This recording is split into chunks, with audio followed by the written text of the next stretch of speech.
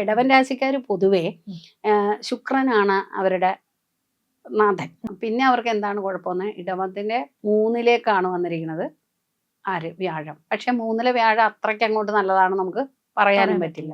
അതുപോലെ തന്നെ ശനിയും ഒട്ടും മോശമല്ല.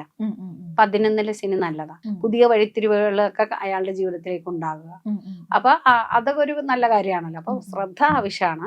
സൗഹൃദം മെച്ചപ്പെടും. അപ്പൊ ഇടിയുണ്ടാവില്ല, നന്നായി പോകാൻ പറ്റും. ഇവർക്ക് അത്രയും സ്ട്രഗിൾ ഉണ്ടായിരുന്നില്ല, എന്നാൽ പോലും അവർക്കും ചില നടക്കാതെ പോയ ചില കാര്യങ്ങളൊക്കെ ഉണ്ടാവും. അതൊക്കെ നടന്നു കിട്ടും. സന്തോഷവും സൗഭാഗ്യവും ഒക്കെ കിട്ടുന്ന ഒരു കാലമാണ്. കുട്ടികൾക്കാണെങ്കിലും നല്ലതാണ്. പഠനത്തില് സൗമ്യരാണ് എന്ന് ചോദിച്ചാൽ അത്യാവശ്യ ഘട്ടത്തിൽ അവര് വേണ്ട വിധത്തില് സൗണ്ടൊക്കെ എടുക്കും. എന്നാലും കലാസൃഷ്ടി ഇതിലൊക്കെ ഒരു ഇത് ഉള്ള ആൾക്കാരാണ്. സൗന്ദര്യത്തെ സംരക്ഷിക്കാൻ ഇഷ്ടപ്പെടുന്നവര് സൗമ്യരാണ്.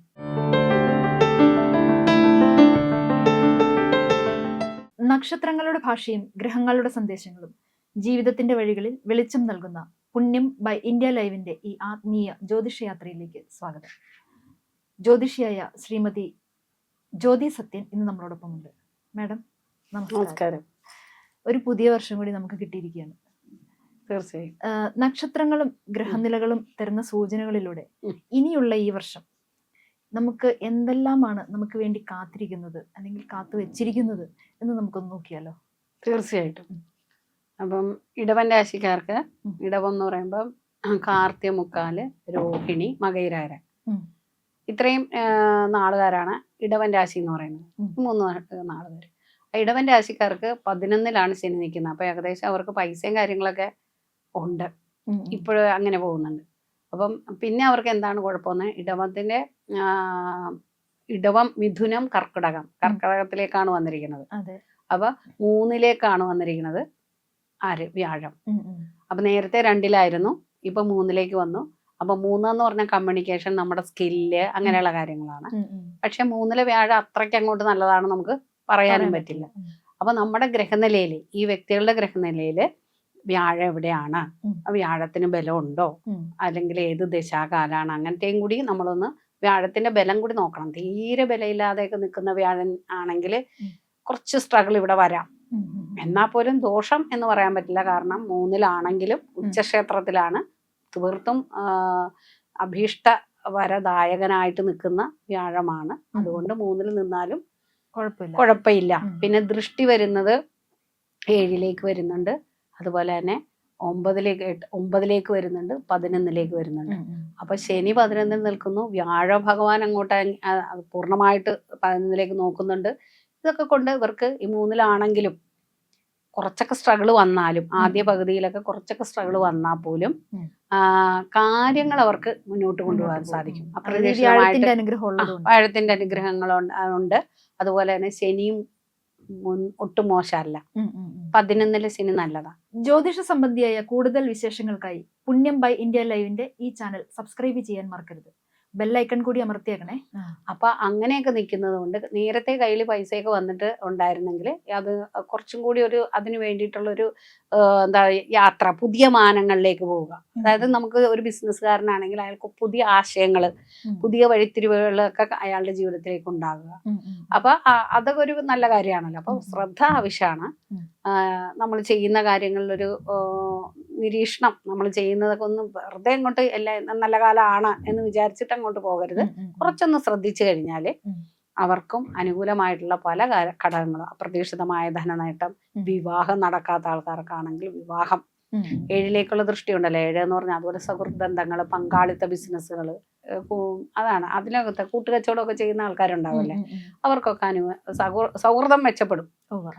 അപ്പൊ ഇടിയുണ്ടാവില്ല, നന്നായി പോകാൻ പറ്റും. അത് വരുന്നു. പിന്നെ 9ലേക്ക് നോക്കുമ്പോൾ ഭാഗ്യം. അപ്പൊ ഭാഗ്യം കൊണ്ട് നമുക്ക്, അതുപോലെ തന്നെ ഗുരുകാരണവന്മാരുടെയൊക്കെ അനുഗ്രഹം, ഇപ്പൊ നമ്മൾ ജോലി ചെയ്യുന്ന സ്ഥലത്താണെങ്കിൽ നമുക്കൊരു അംഗീകാരം, ബോസും ഒക്കെ ആയിട്ട് നല്ലൊരു, നമ്മളെന്തെങ്കിലും പറഞ്ഞാൽ ആ സജഷനൊക്കെ ചിലപ്പോൾ അവര് അക്സെപ്റ്റ് ചെയ്യും. ഒരു അംഗീകാരമൊക്കെ കിട്ടുന്ന ഒരു സമയമാണ്. അത് നല്ല സന്തോഷമുള്ള കാര്യമാണ്. അതായത് ജോലി സ്ഥലങ്ങളിൽ അവർക്ക് നേട്ടം ഉണ്ടാവും. അപ്പൊ അതുപോലെ തന്നെ അവർക്ക് സ്വന്തം പ്രയത്നം കൊണ്ട് പല ഇത്രയും നാള് ചെയ്ത് ബോറടിച്ചിരിക്കുന്നതൊന്നും അല്ല, പുതിയ ആശയങ്ങൾ വരും. പുതിയ വഴിത്തിരിവുകൾ വരും, ഒരു റീസ്ട്രക്ചറിങ് എന്ന് വേണമെങ്കിൽ പറയാം. അതായത് പുതിയ മേഖലകൾ കണ്ടെത്താൻ ശ്രമിക്കും. അപ്പൊ അവിടെയൊക്കെ ഒരു ശ്രദ്ധ കൂടി ആവശ്യമാണ്. കാരണം എത്ര വന്നാലും 3-ലാണെന്നുള്ളതൊരു ഇത് വേണം. നേരത്തെ 2-ലായിരുന്നു നിന്നിരുന്നത്, ഇപ്പൊ 3-ലാണ്. അപ്പൊ നമ്മൾ ആ ഒരു ഒരു ശ്രദ്ധ വേണമെന്നേ ഉള്ളൂ. പക്ഷെ ദൃഷ്ടിക്ക് നല്ല ഗുണമാണ്. 7-ലേക്കും 9-ലേക്കും 11-ലേക്കും നോക്കുന്നത് കൊണ്ട് ഈ ശനി 11-ൽ നിൽക്കുന്നു, വ്യാഴം നിൽക്കുന്നു, എല്ലാം കൊണ്ട് അവർക്ക് അനുഗ്രഹമാണ്. ഇപ്പം ഇടവൻ രാശിക്കാർക്കും ഈ കെട്ടിക്കിടന്ന കുറെ കാര്യങ്ങൾ, അതായത് കല്യാണം അങ്ങനെയുള്ള വിഷയങ്ങളില്, പിന്നെ എന്തായാലും ഒരു നീക്കുപോക്കില്ലാതെ കിടക്കുന്ന പല കാര്യങ്ങളുണ്ടാവും. അതൊക്കെ ഒന്ന് സ്ട്രോങ് ആയിട്ട് വരും. അതുപോലെ ധനം എവിടെന്നെങ്കിലൊക്കെ കൂട്ടുകച്ചവടം നല്ല രീതിയിലാവും എന്ന് പറഞ്ഞു, അതിൽ നിന്നും ധനലാഭം വരും. പ്രതീക്ഷിക്കുന്നതിൽ കൂടുതൽ പ്രോഫിറ്റ് കിട്ടാം. അപ്പൊ അതൊക്കെ ഇവർക്കും ആശ്വാസം. ഈ ഒരു രാശിയിലുള്ള ഒരു ബിസിനസ് ചെയ്യാനും നല്ലൊരു സമയമാണ്. കാരണം നേരത്തെ അവർ ചെയ്യുന്നതിനേക്കാൾ കൂടുതൽ സ്മാർട്ട് വേ ആയിട്ട്, കുറച്ചും കൂടി വ്യത്യാസമായിട്ട്, കുറച്ച് ഐഡിയാസ് ഒക്കെ, കുറച്ചും കൂടി 3-ആണല്ലോ. അപ്പൊ സ്കില്ല്, കമ്മ്യൂണിക്കേഷൻ അങ്ങനെയുള്ള രീതിയിൽ കുറച്ച് ഐഡിയാസും കാര്യങ്ങളും അവർക്ക് വരും. എന്നിട്ട് ആ ഐഡിയാസ് ഒക്കെ വെച്ച് അവർക്ക് മുന്നോട്ട് പുതിയ കാര്യങ്ങളിലേക്കൊക്കെ തിരിയാം. സെയിം ബിസിനസ്സിൽ ചെയ്ത് എന്നതിനെക്കാട്ടിലും അത് നല്ലതായിരിക്കും. ആ നല്ലതായതിനെ ഒന്നുകൂടി നന്നാക്കാനായിട്ടുള്ള പ്രവർത്തനങ്ങൾ, ഐഡിയാസ് ഒക്കെ അവർ വരും. അത് പ്രാവർത്തികമായിട്ട് വന്നു കഴിയുമ്പോൾ ഈ 2-ാം പകുതിയിലേക്ക് വരും.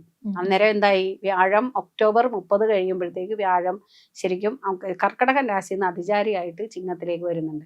അപ്പൊ ഇവർക്ക് 4-ലായി. ജ്യോതിഷ സംബന്ധിയായ കൂടുതൽ വിശേഷങ്ങൾക്കായി പുണ്യം ബൈ ഇന്ത്യ ലൈവിന്റെ ഈ ചാനൽ സബ്സ്ക്രൈബ് ചെയ്യാൻ മറക്കരുത്. അപ്പോഴത്തേക്ക് അവർക്ക് കുറച്ചും കൂടി നല്ലതായി. അപ്പൊ 4-ലേക്ക് വരുമ്പോഴത്തേക്ക് 4-ന്റെ ഫലങ്ങളും കൂടി കിട്ടും. അപ്പൊ മാതാവ് വഴി, കുടുംബം വഴി ഒക്കെ നമുക്ക്, അല്ലെങ്കിൽ വാഹനങ്ങള്, വീട്, ഇങ്ങനെയുള്ള കാര്യങ്ങൾക്കൊക്കെ എന്തെങ്കിലും തടസ്സമായിട്ട് കിടന്നിട്ടുണ്ടെങ്കിൽ, അല്ലെങ്കിൽ ഒരു പുതിയ വീട് വാങ്ങണം എന്ന് കുറെ കാലമായിട്ട് ആഗ്രഹിക്കുന്നത് നമുക്ക് കണ്ടു കിട്ടിയില്ല, മനസ്സിനിണങ്ങുന്ന കിട്ടുന്നില്ല. ഇവൺ വാങ്ങണം എന്നില്ല, വാടകക്കായാലും മതി. നമ്മൾ കുറെ വീടുകൾ പോയി കണ്ടു, നമുക്കൊന്നും മനസ്സിനിണങ്ങുന്നില്ല, അല്ലെങ്കിൽ നമ്മൾ അവിടെ നിന്ന് പിറ്റേ ദിവസം ഇറങ്ങി പോരേണ്ട ഒരു രീതിയിലേക്കൊക്കെ നമ്മൾ പോവുകയാണെങ്കിൽ നമ്മൾ ഫെഡപ്പാവും. ഈശ്വര, ഇനി ഞാൻ എന്ത് ചെയ്യും ഒരു വീടിന്? അങ്ങനെയൊക്കെ നിൽക്കുന്ന ആൾക്കാർക്കാണെങ്കിൽ നല്ലൊരു വീട്, നല്ലൊരു വാസസ്ഥലം കണ്ടെത്താനും അവിടെ സ്വസ്ഥയോടെ ജീവിക്കാനും ഒക്കെ അവസരം വരും. അതുപോലെ തന്നെ വാഹനമാണെങ്കിലും, ചിലര് വാഹനമൊക്കെ മേടിച്ചിട്ട് അത് പിന്നെ ഒന്നും കൂടി കുറച്ച് ഒരു വാഹനം ഉണ്ടാകുമായിരിക്കും, അതിനെക്കാട്ടും കുറച്ചുകൂടി സ്റ്റൈലുള്ള അതിലേക്കൊക്കെ പോകാൻ അപ്ഗ്രേഡ് ചെയ്യും. അങ്ങനെയൊക്കെ വരാനുള്ള സാഹചര്യം ഇവർക്കുണ്ട്.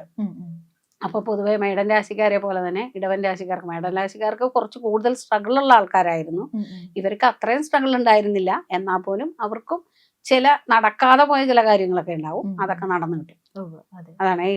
അപ്പൊ അതൊക്കെ എന്തെങ്കിലുമൊക്കെ ഈ ചിട്ടി അങ്ങനെയുള്ള സംഗതികളിലൊക്കെ നമ്മൾ പൈസയൊക്കെ നിക്ഷേപിച്ചിട്ടുണ്ടാവും.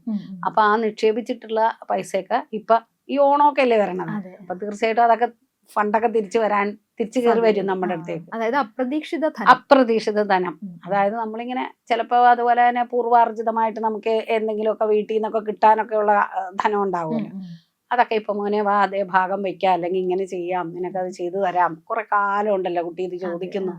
അല്ലെങ്കിൽ ഇനി കടം കൊടുത്തിട്ടുള്ള ധനമാണെങ്കിൽ പോലും അത് തിരിച്ചു കിട്ടുകയും അതുവഴി നമുക്ക് ഈ വാഹനമായിട്ടാണെങ്കിലും കുടുംബത്തിന്റെ ഐശ്വര്യത്തിന് വേണ്ടിയിട്ടാണ്, മാതൃജനങ്ങളുടെ ഒരു സന്തോഷവും സൗഭാഗ്യവും ഒക്കെ കിട്ടുന്ന ഒരു കാലമാണ്. കുട്ടികൾക്കാണെങ്കിലും നല്ലതാണ് പഠനത്തില്. ഇപ്പൊ സെക്കൻഡ് ഹാഫ് ആയിരിക്കും, ഫസ്റ്റ് ഹാഫ് അവര് കുറച്ച് പ്രയത്നിക്കേണ്ടി വരും. 3-ലാണല്ലോ വാഴ നിൽക്കുന്നത്. അപ്പൊ അതിനുശേഷം ഒക്ടോബർ കഴിയുമ്പോൾ ഒരു 3 മാസക്കാലമുണ്ട്. ആ കാലത്തിൽ ഇവർക്ക് കുറച്ചും കൂടി ആ ചെയ്തതിനൊക്കെ ഉള്ളൊരു ഫലം കിട്ടും. ഇപ്പൊ IELTS പോലുള്ള പരീക്ഷ എഴുതുക, അല്ലെങ്കിൽ വേറെ എന്തെങ്കിലുമൊക്കെ ലാംഗ്വേജ് പുറത്തേക്കൊക്കെ പോകാനുള്ളതൊക്കെ എഴുതി കിട്ടാതെയൊക്കെ കിടക്കുന്നവരാണെങ്കിൽ, ഒരുപാട് പ്രയത്നമൊക്കെ ചെയ്ത് നിൽക്കുന്ന ആൾക്കാരാണെങ്കിൽ ഈ ഒക്ടോബർ കഴിഞ്ഞിട്ടുള്ള ആ 3 മാസം, അപ്പൊ ഇടവം എന്ന് പറയുന്നത് ഇടവം, മിഥുനം, കർക്കിടകം എന്നുള്ളത് 3-ൽ നിന്ന് 4-ലോട്ട് പോരും. അപ്പൊ 4 എന്ന് പറയുമ്പോൾ ഹയർ സ്റ്റഡീസ് ഒക്കെയാണ്. അപ്പൊ ആ വിഷയത്തിൽ വിദ്യാർത്ഥികൾക്ക് നല്ലതാണ്. അപ്പൊ വിദ്യാർത്ഥികൾ ആദ്യം കുറച്ചൊന്ന് സ്ട്രഗിള് വരും ജീവിതത്തിൽ. സ്ട്രഗിൾ അല്ല, അവർ കുറച്ച് കാര്യമായിട്ട് പ്രയത്നിക്കണം. അപ്പൊ ആ പ്രയത്നത്തിന് ഫലം കിട്ടുന്ന ഒരു വർഷമാണ്. പ്രയത്നിച്ചാലും ചിലപ്പോ ഫലം കിട്ടാതെ പോകുമല്ലോ. അപ്പൊ അങ്ങനെ ഇല്ല, പ്രയത്നിച്ചാൽ ഫലം കിട്ടും എന്നുള്ളതാണ് ഉറപ്പായിട്ടും. അപ്പൊ ഇടവൻ രാശിയിലെ നാളുകള് ഒന്നുകൂടെ പറയാമോ? അപ്പൊ നമ്മള് അശ്വതി, ഭരണി, കാർത്തിക നമ്മൾ പറഞ്ഞു കഴിഞ്ഞു. ഇനി കാർത്തിക മുക്കാല്, രോഹിണി, മകയിരമര, ഇതാണ് ഇടവൻ രാശിയിലുള്ളത്. അത്രയും നക്ഷത്രക്കാർക്കാണ് നമ്മൾ ഈ ഫലം പറഞ്ഞത്. അപ്പൊ ഇടവൻ രാശിക്കാർ പൊതുവെ ശുക്രനാണ് അവരുടെ നാഥൻ. അപ്പൊ അതുകൊണ്ട് അവർ കുറച്ച് കലാസാഹിത്യ കലാസൃഷ്ടികളൊക്കെ ചെയ്യാൻ, അല്ലെങ്കിൽ കുറച്ച് ഒന്ന് ഒരുങ്ങി നടക്കാൻ, അല്ലെങ്കിൽ ഒരു സൗമ്യതയും ആളുകളോട് എങ്ങനെ ഹാൻഡിൽ ചെയ്യാൻ എന്നറിയുന്ന ആൾക്കാരായിരിക്കും. സൗമ്യരാണ് എന്ന് ചോദിച്ചാൽ അത്യാവശ്യ ഘട്ടത്തിൽ അവര് വേണ്ട വിധത്തില് സൗണ്ടൊക്കെ എടുക്കും. എന്നാലും കലാസൃഷ്ടിയിലൊക്കെ ഒരു ഇത് ഉള്ള ആൾക്കാരാണ്. സൗന്ദര്യത്തെ സംരക്ഷിക്കാൻ ഇഷ്ടപ്പെടുന്നവര് സൗമ്യരാണ്. അതെ. അപ്പൊ അവർക്ക് അവരുടേതായ കലാസൃഷ്ടിപരമായ കാര്യങ്ങളിലൊക്കെ മേന്മയുണ്ടാവും. അതെ. അങ്ങനെയുള്ളൊരു കാലമാണ്. ജ്യോതിഷ സംബന്ധിയായ കൂടുതൽ വിശേഷങ്ങൾക്കായി പുണ്യം ബൈ ഇന്ത്യ ലൈവിന്റെ ഈ ചാനൽ സബ്സ്ക്രൈബ് ചെയ്യാൻ മറക്കരുത്.